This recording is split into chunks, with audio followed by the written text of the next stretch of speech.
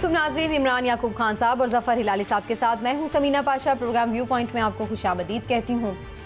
तहरीक अदम एतमाद की तैयारियां अपोजिशन की जारी और सारी थी, लेकिन इस दौरान इससे पहले ही उन्होंने लॉन्ग मार्च का भी ऐलान कर रखा था। पाकिस्तान किसान पीपल्स पार्टी ने PDM से अलग यानी आज के रोज़ लॉन्ग मार्च करने का प्लान किया था और दूसरी जानिब PDM ने अपना 23 मार्च का जो ऐलान है वो कर रखा है। कोशिश थी शायद कि किसी तरह कुछ लोगों की बीच में ख्वाहिश थी कि एक ही लॉन्ग मार्च हो जाए ताकि ज़्यादा स्ट्रेंथ शो की जा सके और हुकूमत को टफ टाइम मिल सके, लेकिन ऐसा हो नहीं सका और काफ़ी मुलाकातों के बाद भी हमने देखा कि पीपल्स पार्टी अलग सोलो फ्लाइट ही ले रही है। लॉन्ग मार्च उनका जारी और सारी है और उनका ये क्लेम है कि जनाब बहुत बड़ी तादाद में लोग उनके साथ हैं, एक समंदर है जो उमड़ आया है। लेकिन अभी ये जानना ज़रूरी है कि जनाब आप लोग भी ले जाएं भले, लेकिन आखिर इस लॉन्ग मार्च का मकसद क्या है, इससे क्या आपको समरात मिलने वाले हैं, इसका इम्पैक्ट क्या होने वाला है और फिर आगे चलकर इसकी स्ट्रेटजी क्या होगी, कहाँ जाके ये हुकूमत को कोई प्रॉब्लम भी कर सकेगा या फिर ऐसा कुछ भी नहीं होगा जो कि इसके साथ जोड़ा जा रहा है। इसके साथ साथ ज़ाहिर है जो ओवरऑल पॉलिटिकल एक चल रही है हलचल, उसके हवाले से भी गुफ्तगू करेंगे। आप सबको मैं खुशामदीद कहती हूँ। आऊँगी इमरान साहब की तरफ। इमरान साहब, पीपल्स पार्टी निकल खड़ी हुई और लॉन्ग मार्च जो है वो उनका मार्च से पहले ही स्टार्ट हो चुका है। क्या आपको मकासद नज़र आ रहे हैं इस लॉन्ग मार्च के? बिस्मिल्लाहिर्रहमानिर्रहीम। देखिए समीना, मैं आपसे ये अर्ज़ करूं कि मुझे तो ऐसा लगता है कि पीपल्स पार्टी का लॉन्ग मार्च है जो वो हुकूमत से ज़्यादा अब खुद अपोजिशन के लिए पीपल्स पार्टी के लिए अहमियत इख्तियार कर चुका। हाँ जी, उसकी बुनियादी वजह ये है कि हुकूमत के खिलाफ अपोजिशन तहरीक अदम एतमाद लाने जा रही है और ये शोर है बहुत से कि इनके पास नंबर्स भी पूरे हो गए हैं और हमने ये कर दिया और हमने वो कर दिया। अब जैसे आपने इंट्रो में कहा कि ये इकट्ठा लॉन्ग मार्च नहीं कर सके, वैसे मेरी इतलात के मुताबिक ये तजवीज़ भी नहीं थी, आपस में इन्होंने सीरियसली कोशिश भी नहीं की कि इकट्ठा लॉन्ग मार्च करें, क्योंकि पीपल्स पार्टी ने वाजे कर दिया था कि हम 27 मार्च को करेंगे और PDM 27 फरवरी को और PDM जो है वो जिद थी कि हम 23 मार्च वाला अपना प्रोग्राम जारी रखेंगे। बहरहाल अब अगर तो पीपल्स पार्टी अच्छा एक शो कर लेती है तो इससे तो टेम्पो एक इनका बनेगा, लेकिन अगर ये अच्छा नहीं करते तो फिर इन पे दबाव बढ़ जाएगा और हुकूमत निस्बतन रिलैक्स हो जाएगी। क्या जनाब, ये तो लॉन्ग मार्च में भी इतने आदमी नहीं कर सके तो इन्होंने और क्या काम आपको लगता है कि अच्छा लॉन्ग मार्च होगा इनका? देखिए, मुझे ज़ाती तौर पे अगर आप पूछें तो समीना, मैं ये समझता हूँ कि पीपल्स पार्टी के लॉन्ग मार्च का नाकाम या कामयाबी दोनों का फैसला अभी नहीं आप कर सकते। जब ये सिंध से बाहर निकलेगा, सेंट्रल पंजाब में आएगा, इस्लामाबाद की तरफ जाएगा, KP से लोग शामिल होंगे, तो असल आप उसी वक्त नतीजा निकालेंगे। क्योंकि देखें, अभी ये भी कहा जा रहा है कि जी हो सकता है उनको, क्योंकि हुकूमत उनकी है तो इंतज़ामी सपोर्ट भी हासिल हो, दूसरी चीज़ें हों, लेकिन जब ये पंजाब में आएंगे फिर तो इंतज़ामी सपोर्ट इनके साथ नहीं होगी। इसी तरह से KP में इनकी हुकूमत नहीं है, तो KP में तो तहरीक इंसाफ की हुकूमत है। अब अगर उस वक्त लोग ये इकट्ठे कर लेते हैं तो फिर ये यकीनन एक अच्छा और कामयाब शो होगा। बिल्कुल ठीक है, लेकिन इसमें हम आगे चल के देखेंगे कि क्या ये वही लोग हैं जो सिंध से ही थ्रू आउट साथ चलते आ रहे हैं, हर जगह से लोग शामिल हो रहे हैं। लेकिन पहले हिलाली साहब का कमेंट लूंगी। हिलाली साहब, आपको क्या लग रहा है, क्या मिल जाएगा ये लॉन्ग मार्च करके पीपल्स पार्टी को? क्या हो जाएगा? दावे तो बड़े बड़े किए जा रहे हैं उनकी तरफ से, और कितना इंप्रेसिव होगा? क्या हो जाएगा तो अभी से पता चल रहा है क्या हो जाएगा। पब्लिक का नुकसान हो जाएगा, पब्लिक का नुकसान हो रहा है। मैंने आपके आदमी प्रोड्यूसर को भेजा है, तो फायर ब्रिगेड के ट्रक्स इस्तेमाल हो रहे हैं पोल लगाने कराची के पुलों पे, और पुलिस मोबाइल्स देख सकते हैं ये फोटोग्राफ्स में, ये PPP के फ्लैग्स लेके जा रहे हैं। तो कितने पैसे सैंक्शन हुए हैं मार्च के लिए? 30 करोड़ हुए हैं, 30 अरब हुए हैं, कितने हुए हैं? और अगर 30 करोड़ भी हुए हैं, आपको मैं लिख के दे सकता हूं कि जिधर भी ये जाएंगे और पैसे फेंकेंगे लोग आएंगे। और इस किस्म का अब्यूज ऑफ ऑफिशियल फैसिलिटीज मेरे ख्याल में ये तो ऑलमोस्ट क्रिमिनल है। अगर आप मार्च कर रहे हैं, पहले तो आप जिधर मार्च कर रहे हैं, आप जिन लोगों को अस्पताल पे जाना होता वो नहीं जा सकते हैं, वो आप रोक रहे हैं। दूसरा, पुलिस वैन को इस्तेमाल करना और ट्रक्स को फायर ब्रिगेड, कितने आग लग गए और फायर ब्रिगेड नहीं जाएगा क्योंकि वो बिलावल भुट्टो की तस्वीर लगा रहे हैं ऊपर। इट्स दिस समथिंग टेरेबल, मैं समझता हूँ it's a very bad beginning. अच्छा, हालांकि अब आप पूछ रहे हैं इसका असर क्या होगा, क्या असर होता है मार्चेस का? जी खुदा के लिए, मुझे तो कोई असर एक मार्च का भी याद नहीं। मुझे सिर्फ एक चीज याद है, वो जो रिसेप्शन मिला था बीबी को जब आई थी 1986 में, और उसके बाद जो इस वक्त जब आई थी बेचारी, उसके बाद उसको उसके खिलाफ क्या बम बम और क्या आप रिमेम्बर करते हैं? कौन सा मार्च हुआ, क्या हुआ? कुछ नहीं होगा। लेकिन जो इफ्तिखार चौधरी वाला मार्च था ना हिलाली साहब, आपको याद होगा, साबिक चीफ जस्टिस के लिए, जो वो अभी गुजरांवाला पहुंचा था और फिर हमने देखा था कि काम हो गया था। हाँ, वो तो अलग था, और उस वक्त कौन था आर्मी चीफ वो भी अलग बात था, है ना। उस वक्त वो जो फोन कॉल गया था वो भी अलग बात था। खैर वो सब छोड़ें आप। देखिए, मच मोर इंटरेस्टिंग जो चेंजेस इस वक्त हो रहे हैं। अब मुझे तो आपको पता है कि मेरा क्या ख्याल है, मगर मैं समझता हूँ कि ये चौधरी जो हैं ये तो बड़े सस्पिशियसली अभी एक्ट कर रहे हैं। ये देखिए, मैं आपसे पूछना चाहता हूँ, ये करना क्या चाहते हैं? लगता है ऐसा है कि ये वो क्या कहते हैं, एक किश्ती से दूसरे किश्ती में जंप कूदना चाहते हैं। एक बेटा मिलता है कुछ कहता है, बाप मिलता है कुछ और कहता है। क्या भाई, कितना देर लगता है आपको कहने नहीं हम बागी नहीं है? जो भी आपके पास आता है पूछता है, आप कहना चाहते हैं ना कि अगर आप कहना चाहते थे हम बागी नहीं है तो आप कह सकते हैं। 10 मिनट में लगता है, 20 मिनट में अगर चाय का कप लगता है इतना देर। ये तो दिनों पे दिन सबको मिल रहे हैं। क्या बात है इनकी उर्दू नहीं समझ आ रही है लोगों को?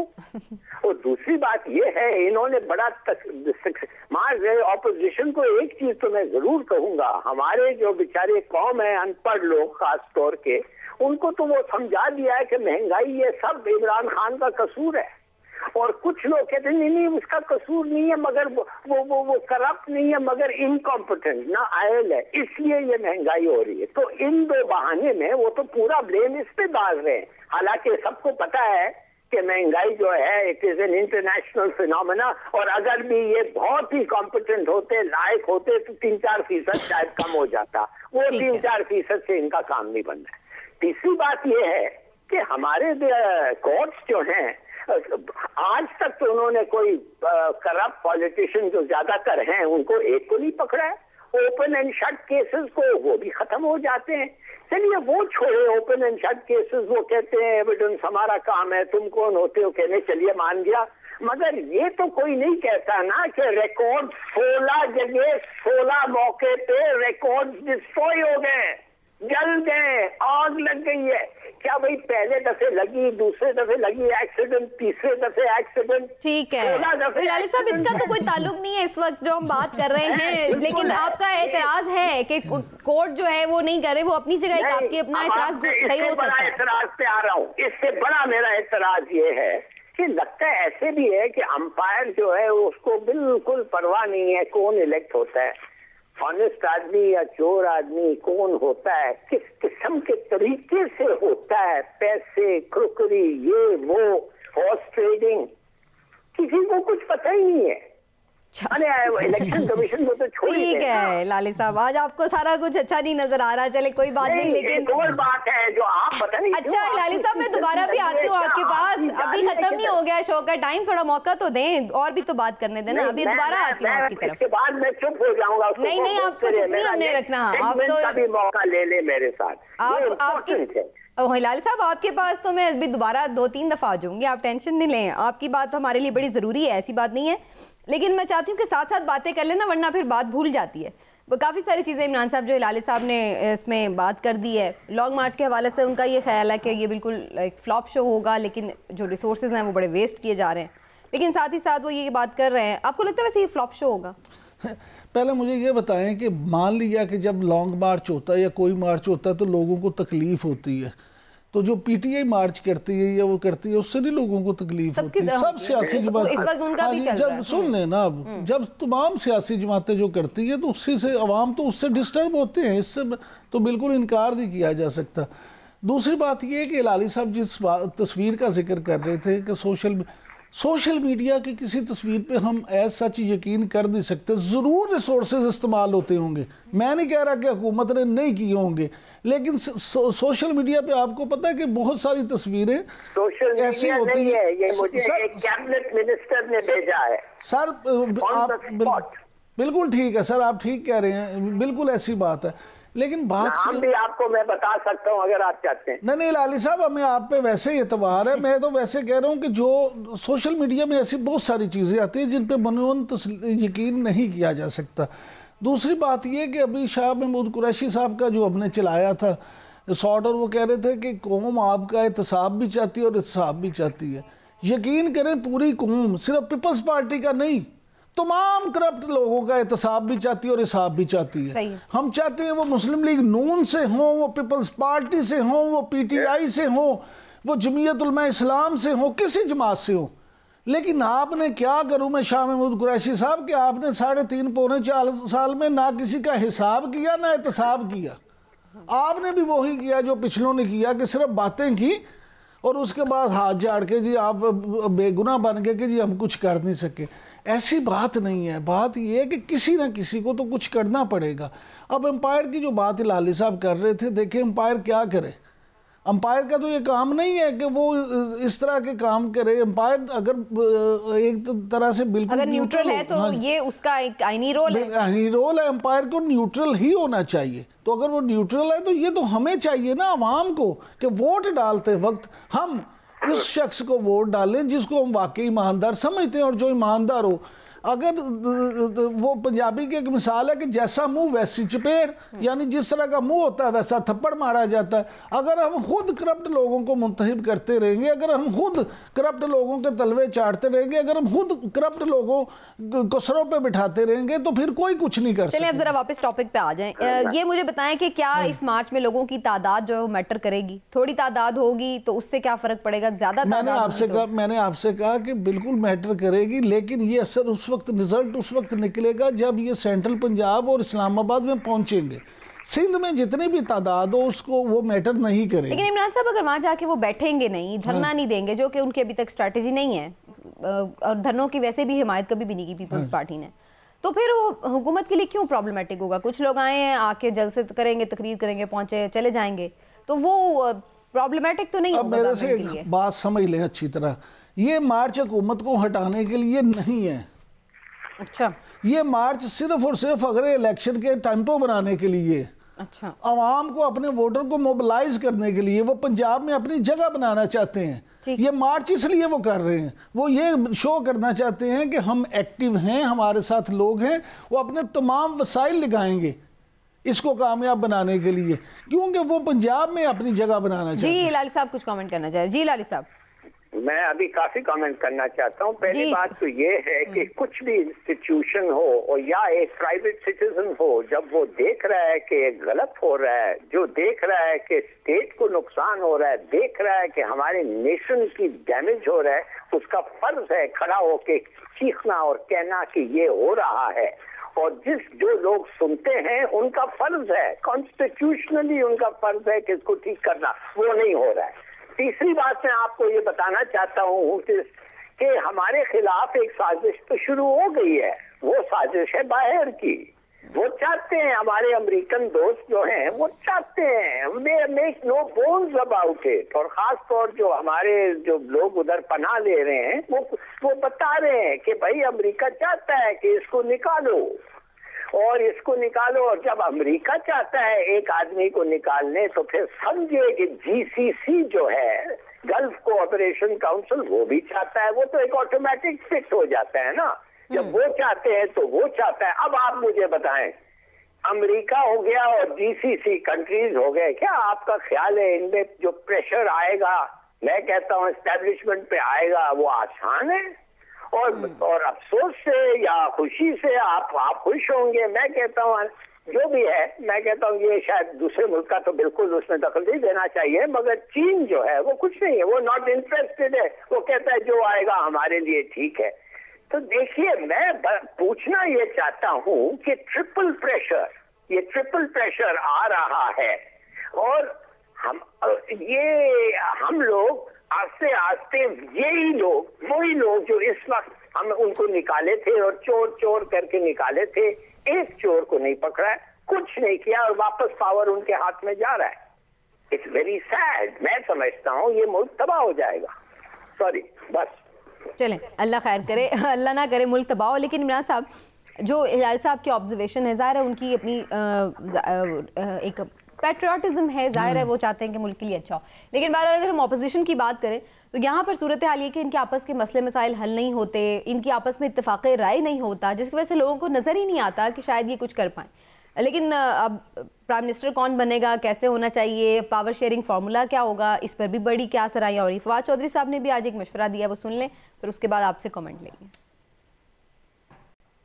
ये अपोजिशन है, उनके साथ कौन जाएगा जिनका यही नहीं पता कि इनका वज़ीर-ए-आज़म कौन है, इनका लीडर कौन है। मैंने कहा 8 घंटे शहबाज शरीफ को बना दें, 8 घंटे फजलुर रहमान को बना दें, और बिलावल और मरियम चूँकि बच्चे हैं अभी, उनको 4-4 घंटे के लिए दे दें ताकि ये सारे अकोमोडेट हो जाएं। यही तरीका है।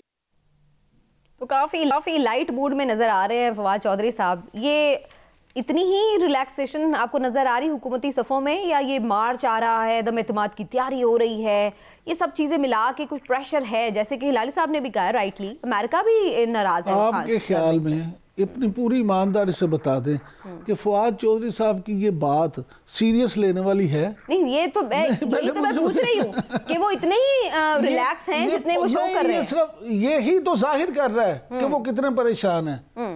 फवाद चौधरी साहब की ये बात असल में ये जाहिर कर रही है कि असल में वो कितने परेशान है। अच्छा जी, उसकी बुनियादी वजह यह है कि जब आदमी बहुत ज्यादा परेशान होता है ना, फिर वो ऐसी बैकी बातें करते हैं। ये बात जो उन्होंने की है, ये ऐसी ही बात है।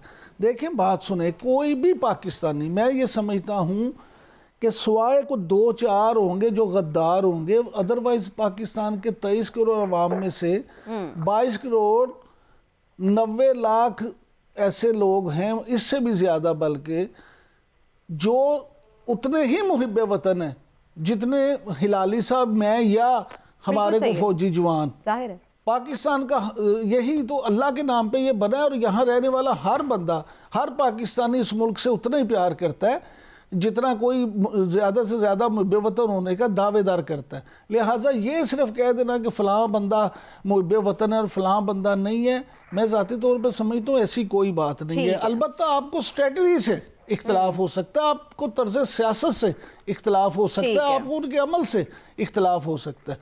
अब बात यह है कि अगर वही लोग जिनको हिलाली साहब नहीं चाहते कि वो आए, क्योंकि बड़ी मुश्किल से इन्होंने उन्हें निकाला था, तो वो लोग अगर लोग उन्हें सेलेक्ट करते हैं, नहीं, वो लोग क्यों आ रहे हैं? वो लोग फिर इसीलिए आ रहे हैं कि जिनको ये लाए थे वो परफॉर्म नहीं कर सके। अगर ये अच्छा परफॉर्म कर देते तो लोग जो है कभी भी उनको वापस ना लाते, या वो उनकी ये जगह ना बनती। अब ये तो देखें ना, परफॉर्म करते तो कुछ होता, लेकिन अगर आप किसी बंदे को ले आए और वो परफॉर्म भी ना करे तो फिर दूसरे की जगह तो बनेगी। ठीक है, चलें, आपको लगता है जी गवर्नमेंट ने परफॉर्म नहीं किया, इस वजह से ये सारे मसले मसाइल है, लेकिन ये भी शुनीद है कि शायद प्राइम मिनिस्टर साहब आने वाले दिनों में कौम से कोई खिताब करें, और महंगाई के हवाले से जो एक मुतवक्किल लहर का जिक्र किया जा रहा है उसके हवाले से कौम को एतमाद मिले। लेकिन क्या हुकूमत का कोई भी वर्जन अवाम बाय करेगी, या फिर PDM की ये जमातें या पीपल्स पार्टी जो लॉन्ग मार्च कर रही है उसका हिस्सा बनेंगी, ये अवाम पर का फैसला होगा, और अवाम पर ही हम छोड़ते हैं। ब्रेक लेते हैं नाज़रीन, ब्रेक से वापस आते हैं तो बात करेंगे PSL के हवाले से जो कि इख्तिताम पजीर हो रही है, लेकिन इस लीग से पाकिस्तान को क्या कुछ मिला, इस पर बात करेंगे एक ब्रेक के बाद। हमारे साथ रहिए।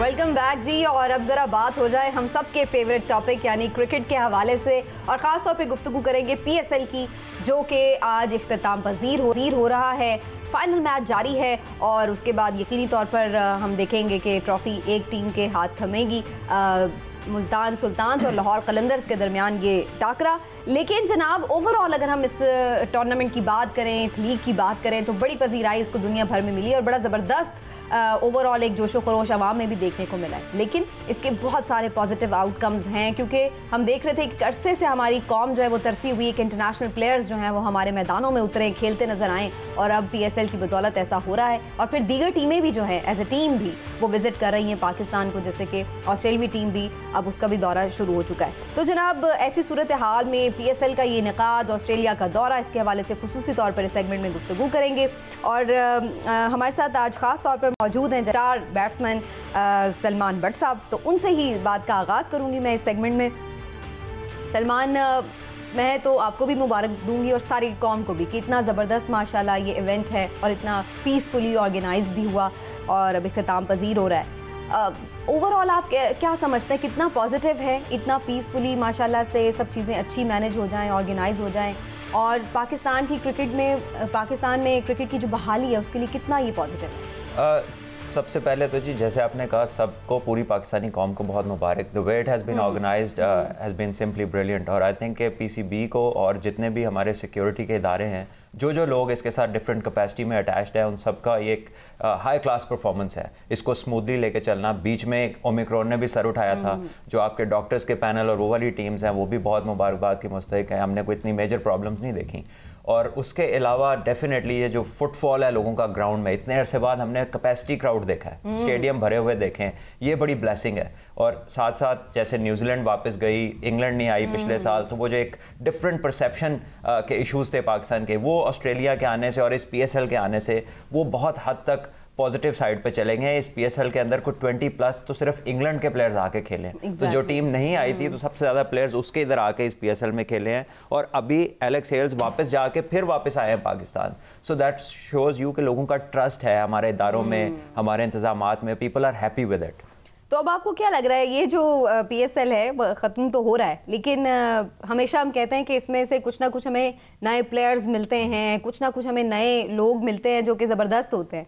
इस पूरे टूर्नामेंट को ज़ाहिर हम आपको देखते भी रहे, कौन से प्लेयर्स आपको लगता है कि वो डिस्कवरी हैं इस PSL की? देखिए, Mohammad Haris definitely one of those wicket keeper batsman है। पेशावर ज़ल्मी के लिए 2 मैचेस खेले, 70 रन किए, कोई मेरे ख्याल 30 से 35 गेंदों में। बहुत शानदार साथ विकेट कीपर हैं। और पाकिस्तान की टीम में भी है, वो नाम आ गया उनका, उसके लिए भी रिजर्व्स के में उनके साथ हैं टीम के। इसी तरह कासिम अकरम है, अभी अंडर 19 में वो वर्ल्ड कप में पाकिस्तान की कप्तानी कर रहे थे, उसने आके 2 50 की। ज़िशान ज़मीर एक बच्चा था जिसने बाबर आजम का आउट किया, वो बॉल ऑफ द टूर्नामेंट है, इतना शानदार बॉल, उसको नज़र लग गई, थोड़ा इंजर्ड हो गए वो, लेकिन ही इज़ देयर। उसके साथ साथ आपके पास जमान खान है जो लाहौर कलंदर से खेल रहे हैं, कश्मीर का लड़का है, 145 पे उसकी स्पीड है और विकेट्स हर मैच में वो ले रहा है। ना, कितने फ्यूचर स्टार हमें मिल रहे हैं। 4 से 5 लड़के हैं माशाल्लाह फॉर द फ्यूचर जो एक साल में डिस्कवर हो। इमरान साहब, आपको क्या लग रहा है, कितना फ़ायदा हो रहा है पाकिस्तान क्रिकेट को? हम कंटिन्यूसली हर साल PSL ऑर्गेनाइज कर रहे हैं, तो ओवरऑल आप क्या देख रहे हैं, क्या मिल रहा है पाकिस्तानी क्रिकेट को? देखिए, सबसे पहली बात तो यह है कि सबसे पहली बात है कि पाकिस्तान को इज्जत मिल रही है। इस वक्त PSL दुनिया में दूसरी बड़ी लीग बन चुकी है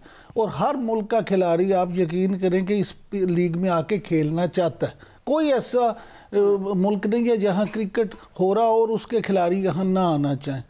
लेकिन सबसे मैं ये कहूँगा कि अहम बात ये है कि इससे पाकिस्तान का जो वकार बहाल हुआ है, जो पाकिस्तान के ख़िलाफ़ कुछ लॉबीज़, ख़ास तौर पे मैं इंडिया का यहाँ जिक्र करूँगा कि उन्होंने ये बड़ी कोशिश की थी कि पाकिस्तान में जो बैनुल अक़वामी क्रिकेट है उसके दरवाजे बंद कर दिए जाएँ, तो वो उसमें बुरी तरह से नाकाम अब हो गए हैं। ऑस्ट्रेलिया की टीम पहुंच गई है, अब वो जब यहाँ खेलेगी इंशाल्लाह ताला बेहतरीन तरीके से खेल के जब वो वापस जाएंगे, तो उससे फिर आप देखें आइंदा आने वाली जो मज़ीद टीमें हैं, वो न्यूजीलैंड हो, इंग्लैंड हो, उनके भी हौसले बुलंद होंगे और टीमें आएंगी। और सबसे अहम ये, सलमान भी इस पर बात ज़रूर करेंगे कि 2025 में पाकिस्तान को मेज़बानी मिल चुकी है चैम्पियंस ट्रॉफी की।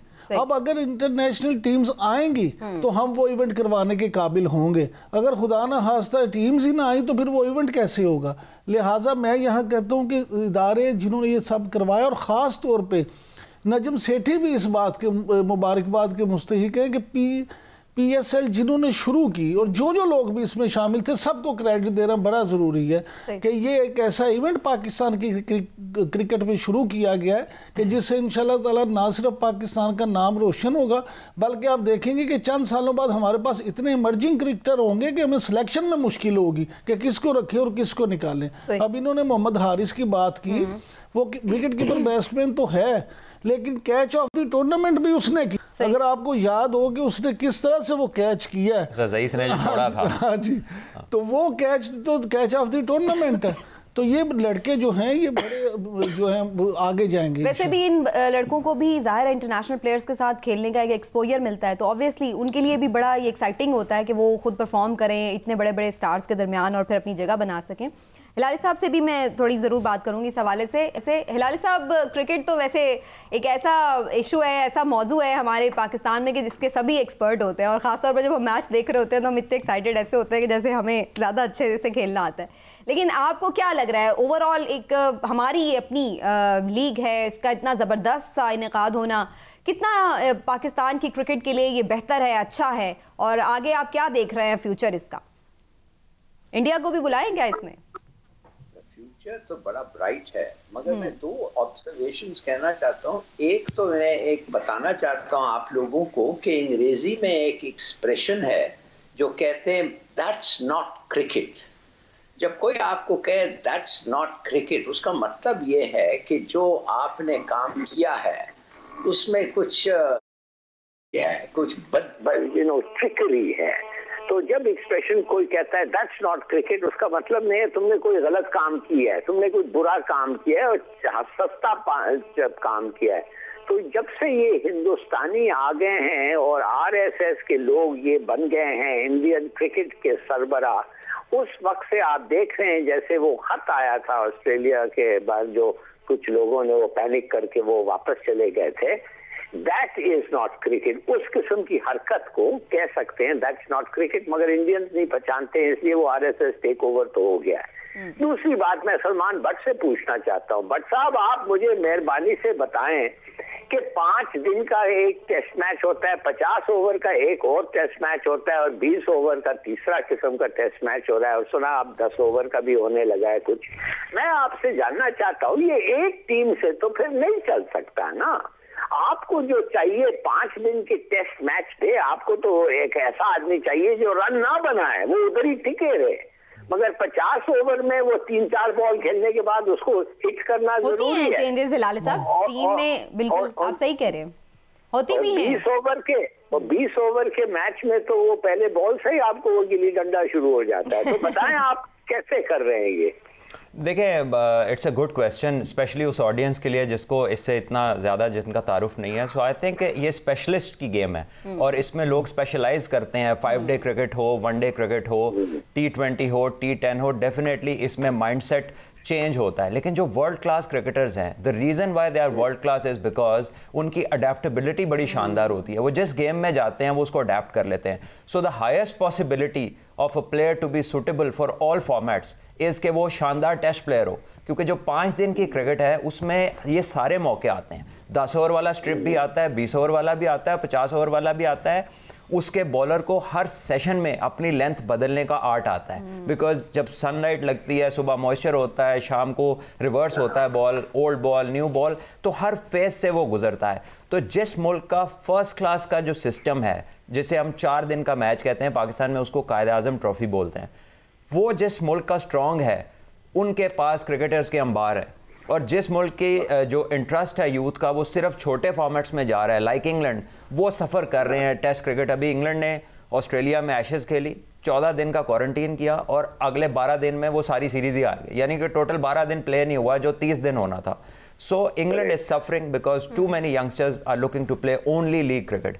जिस मुल्क का 4 दिन का स्ट्रक्चर स्ट्रॉन्ग है उसके लिए कोई प्रॉब्लम नहीं होगी। और बड़ी आपने सही बात की। एक बड़ी बात समीना, खास तौर पे मैं पूछना चाहूँगा भट्ट साहब से। भट्ट साहब मुझे ये बता दें कि हमारे यहाँ जो देखने में है, देखिए ऑस्ट्रेलियन क्रिकेटर्स माशाल्लाह सुपर फिट होते हैं, हमारे यहाँ इंजरीज बहुत हो जाती हैं, मिसाइल फिटनेस के बड़े होते हैं। क्या आप नहीं समझते कि पीसीबी को कोई ऐसा प्लान भी करना चाहिए कि जो बच्चे देखें वो 10, 11, 12 या 14 साल के बच्चे हों, जिनमें वो टैलेंट देखें, और उनकी फिटनेस के लिए उनके लिए शुरू से कोई ऐसा काम किया जाए कि हमारे पास भी सुपर फिट बच्चे हों जो आके क्रिकेट खेलें? जी बिल्कुल, ये बड़ी एक पॉजिटिव और शानदार अप्रोच होगी जिस दिन भी इसे पाकिस्तान प्रॉपर्ली टेक ओवर करेगा। प्रॉब्लम यह है कि हमारे इंस्टीट्यूशंस इन्वॉल्व नहीं हैं इस काम के अंदर। आपके जो प्राइवेट स्कूल्स हैं वो 1 दिन का स्पोर्ट्स डे कराते हैं और उनके ऊपर कहीं लाजिम नहीं कोई करता कि भाई ये एक्स्ट्रा नहीं, ये को करिकुलर एक्टिविटी है। हम सब के बच्चे स्कूल्स में जाते हैं, वो 1 दिन का साल में स्पोर्ट्स डे होता है और वो उसको एक्स्ट्रा करिकुलर कहते हैं। वेल, दुनिया में जो सुपर पावर्स हैं, जो ओलंपिक टेबल पे टॉपर्स हैं, वो यूएसए है, रशिया है, इंग्लैंड है, चाइना है, ये सुपर पावर्स में स्पोर्ट्स के ऊपर एक बहुत बड़ी रिसर्च और फंडिंग की जाती है। अनफॉर्चुनेटली पाकिस्तान में कोई गवर्नमेंट का उस तरह से ध्यान, किसी का भी, ये नहीं कि कोई मौजूदा गवर्नमेंट, कभी भी किसी दौर में कोई मेजर शिफ्ट हमें स्पोर्ट्स में नज़र नहीं आया। कोई एक आधा सरबराह आता है जो खुद स्पोर्ट्स का शौकीन होता है तो वो उस पर ज़रा कुछ तवज्जो दे देते हैं, जब वो चले जाते हैं तो उनके साथ ही उनकी पॉलिसी भी चली जाती है। It has to come as a policy और इंस्टीट्यूशनलाइज करना पड़ेगा ताकि बच्चे यंग एज से उन्हें पता हो खाना क्या है, उनका बॉडी टाइप क्या है, उनकी ट्रेनिंग क्या है, उनके साथ जो उनके स्कूल के कोचेज हों वो अटैच हों, और सबसे पहले आपकी कोच और ट्रेनर और न्यूट्रिशन की एजुकेशन स्कूलों में पढ़ाई जाए। ये तो हमें पता है इंटरनेशनल लेवल पे आगे इन चीज़ों का चलता है, इसलिए हम दुनिया से लेट होते हैं। हम तो इतने लिमिटेड रिसोर्सेज में फिर भी इतना अच्छा टैलेंट जो है वो ग्रो करा है, तो अगर प्रॉपर उसको ऑर्गेनाइज कर दिया जाए तो क्या ही ज़बरदस्त। तो चलिए जी, अब वक्त थोड़ा है तो मैं ज़रा ऑस्ट्रेलिया के दौरे के हवाले से भी कमेंट ज़रूर लूँगी आपसे। क्या हम फोर्स ही करें? ऑस्ट्रेलिया की टीम बहुत तगड़ी है, भले हम बहुत अच्छा माशाल्लाह पीछे परफॉर्म करते चले आए हैं, लेकिन फिर भी एक वो खदशा रहता है कि ऑस्ट्रेलियन टीम हमेशा ज़ाहिर है पाकिस्तान के लिए एक टफ हरीफ होती है। कितना आप पॉजिटिव हैं? देखिए ऑब्वियसली इसमें पॉजिटिव्स तो हैं। सबसे पहले तो ये सीरीज़ पाकिस्तान में है, सो द पिचेस भी प्रिपेयर वो हमारी मर्ज़ी की होंगी, और हमें जो है वो ड्राई पिचेस ही हम प्रिपेयर करेंगे, बिकॉज हमारे स्पिनर्स भी अच्छे हैं और हमारी फास्ट बॉलिंग रिवर्स स्विंग पे रिलाई करती है। ऑस्ट्रेलिया कितना स्ट्रॉन्ग है, ऑस्ट्रेलिया की जो एक फितरत है कि वो लड़ते हैं कैसी भी कंडीशन हो, they know the art of fighting, they will come at you every time. जब तक वो एक्चुअली हार ना जाए मैच, वो लास्ट बॉल तक लड़ते हैं। So to beat them you have to fight them more than जितना वो लड़ते हैं। और आई थिंक कि पाकिस्तान के पास बेहतरीन मौका है, बिकॉज आगे टेस्ट चैंपियनशिप के ये पॉइंट्स काउंट होने हैं इस सीरीज़ के। Pakistan is playing in Pakistan, तो इससे अच्छा हमारे पास चांस नहीं है। ऑल्दो इट्स टफ, लेकिन it's not impossible. Babar Azam Karachi kings को लीड कर रहे थे, लेकिन वो अच्छा परफॉर्म नहीं कर सके। आप समझते हैं कि कोई मोराल उनका कहीं डाउन ना हो जब वो ऑस्ट्रेलिया के अगेंस्ट उतरे? नहीं, I think league cricket does not matter and it should not matter. देखें बाबर आजम की से नहीं कराची किंग्स की क्या टीम है, वो तो जिन्होंने रिक्रूटमेंट की थी 8 ऑलराउंडर थे उस टीम में।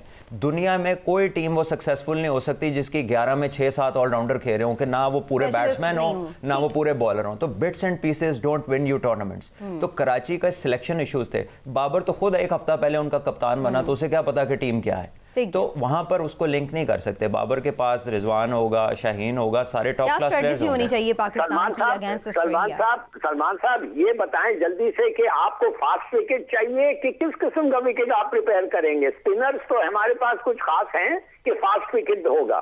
जी हमारे पास ड्राई पिचेस होंगे, बिकॉज स्पिनर्स भी हैं हमारे पास 1-2, और हमारे फास्ट बॉलर्स रिवर्स स्विंग पे रिलाई करते हैं, तो हमें ड्राई पिचेस सूट करेंगे। ठीक, क्या स्ट्रेटेजी होनी चाहिए? देखिए जी, स्ट्रेटजी यही है कि obviously you have to take 20 wickets. आप टेस्ट मैच नहीं जीत सकते जब तक आप 20 आउट ना करें। तो हमारे bowlers have to be top notch. हमारी कैचिंग वो बड़ी ज़रूरी होगी। PSL में बाय द वे हमारा कैचिंग स्टैंडर्ड इतना अच्छा नहीं था, सो हमने कैचिंग अच्छी करनी है अगर हमने ऑस्ट्रेलिया को हराना है। एंड देन जो बैट्समैन है जाहिर है उन्हें रन इतने इनफ देने पड़ेंगे। और वो टीम भी ऐसी है जो फील्डिंग में अच्छे खासे डिफरेंस डाल देती है। ऑस्ट्रेलिया की टीम हो या हम देखते हैं कि साउथ अफ्रीकन हो, ये हमेशा। इमरान साहब आपका क्या ख्याल है कि ऑस्ट्रेलिया के दौरे के बाद बाकी जो टीम्स हैं उनका भी दिल बड़ा होगा और फिर बाकी टीम्स के लिए भी दरवाजे खुलेंगे? बिल्कुल खुलेंगे, और मैं समझता हूँ कि ऑस्ट्रेलिया की टीम जितनी भी मजबूत हो, अभी ये देखें कि हमारे अगरचे भट्ट साहब जो हैं एक्सपर्ट हैं, भट्ट साहब से ज़्यादा हमें तो नहीं पता, लेकिन भट्ट साहब जो ये कह रहे थे ना कि लीग के साथ आप लिंक नहीं कर सकते, लेकिन इतना ज़रूर कर सकते हैं कि बच्चे वार्म अप तो हैं ना, प्लेयर सारे वार्म अप ज़रूर हैं, हाँ प्रैक्टिस में है। तो इसलिए अगर थोड़ा सा ये पेशेंस के साथ खेलें तो ये देखें हमारे पास बाबर आजम है, रिजवान है, बैट्समैन हमारे पास अच्छे हैं, बिल्कुल ऐसे नहीं है जो ऑस्ट्रेलिया को खेल ना सके। इसी तरह से बॉलर्स में देखें तो हमारे पास शाहीन अफरीदी हैं, हारिस रऊफ हैं, बहुत सारे बॉलर भी हमारे पास अच्छे हैं, स्पिनर भी हैं। हम ऑस्ट्रेलिया को भी जीतेंगे और इंशाल्लाह आइंदा आने वाली जो टीमें हैं उनके खिलाफ भी जीतेंगे, क्योंकि हमें पॉइंट्स चाहिए जिनकी बात कर रहे थे बट सब पॉइंट्स करके हम टेस्ट चैंपियन बनेंगे। बिल्कुल ठीक है। चलिए जी, होपफुली पाकिस्तान इस दौरे यादगार दौरा बना सके। वैसे ही ये हिस्टोरिकल दौरा है क्योंकि इतने सालों के बाद ऑस्ट्रेलिया की टीम पाकिस्तान का विजिट कर रही है, तो होपफुली हम इसमें एक्सपेक्ट ये करते हैं कि पाकिस्तान की इंशाल्लाह इसमें जीत भी हो। सलमान आपका बहुत शुक्रिया, आपने हमें आज स्टूडियोज़ में ज्वाइन किया। नाज़रीन एक ब्रेक लेते हैं, ब्रेक से वापस आते हैं तो खुसूसी तौर पर आज गुफ्तगू करेंगे हम सरप्राइज़ डे के हवाले से। हमारे साथ रहिएगा।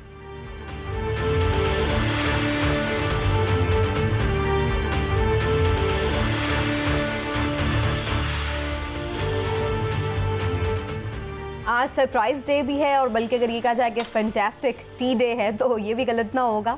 ज़बरदस्त आज का दिन पाकिस्तान की तारीख के लिए, क्योंकि हमने इंडिया को मुंह तोड़ जवाब दिया और उसकी जारहियत का मुकाबला भी किया और इसके साथ साथ उन्हें अच्छा सबक सिखा दिया कि आइंदा वो कोई ऐसी पंगे लेने की पाकिस्तान के साथ कोशिश ना करे। तो इस लिहाज से 27 फरवरी उन्हें हमेशा याद रहेगा। आज हम सारे इस बात को सेलिब्रेट कर रहे हैं और इसके साथ साथ इस अज़्म की तजदीद भी कर रहे हैं कि हम अपने मुल्क के लिए, उसके दिफा के लिए सब एक साथ खड़े हैं और इस सिलसिले में कोई किसी में इख्तिलाफ नहीं है, यकजहती है बिल्कुल। हिलाली साहब, आप समझते हैं कि जो 27 फरवरी 2019 का एक दिन है वो अब एक ऐसा वाक़या हो चुका है कि जिसके बाद इंडिया डायरेक्टली अब पाकिस्तान के साथ कभी भी कोई भी एस्केलेशन नहीं करेगा, कोई पंगा लेने की कोशिश नहीं करेगा? मेरे ख्याल में इनके सबक तो ये शायद सीखे हैं, मगर एक चीज हम सब एडमिट करते हैं कि पंगा तो लेंगे, पंगा एक और ये लेंगे। इनके नेचर में, फितरत में, इनके जीन्स में है कि पंगा लेते हैं। वो अमूमन जो लोग 10 गुना उनसे कम होते हैं इन टर्म्स ऑफ नंबर्स और एयरफोर्स, आर्मी, नेवी, ये अमूमन लेते हैं। जो उनके रफली उनके साइज के होते हैं उनसे कभी नहीं लेते हैं, जैसे आपने चीन के साथ देख लिया। और जब लेते हैं ऐसा मुंह तोड़ जवाब मिलता है कि वो 20 साल तक फिर अंदर अपने घोंसले में चले जाते हैं। मगर एक चीज मैं आपको बताऊं, लेंगे तो ये जरूर। अच्छा, ये 27 फरवरी का इंशाल्लाह एक वार्निंग हुआ है उनको। मगर मैं अपने लोगों को एक पूछना चाहता हूं कि जब तक ये पंगा नहीं लेते, माने दे इनिशिएट हॉस्टिलिटीज, मैंने वो शुरू करते हैं। एक फॉल्स फ्लैग ऑपरेशन के बाद इन्होंने हमें अटैक कर दिया।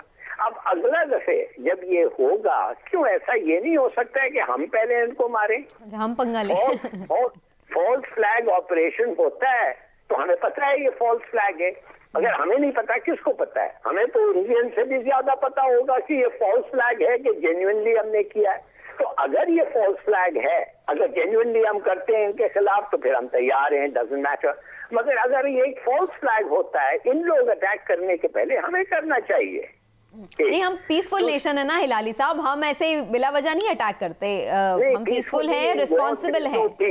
देखिए, जब जंग में जाते हैं कोई पीस नहीं होता। अब दूसरी बात, मैं इनसे एक और सवाल पूछना चाहता हूँ हमारे कमांडर से कि आपने जाके फुटबॉल फील्ड पे आप अपने बम फेंक दें, जब साथ वाले घर के अंदर इंडियन आर्मी कमांडर्स मिल रहे थे और शायद यही बात कर रहे थे कि हम पाकिस्तान को कैसे अटैक करें, मगर आपने जाके अपने बम आपने फुटबॉल फील्ड पे फेंक दिया। क्यों?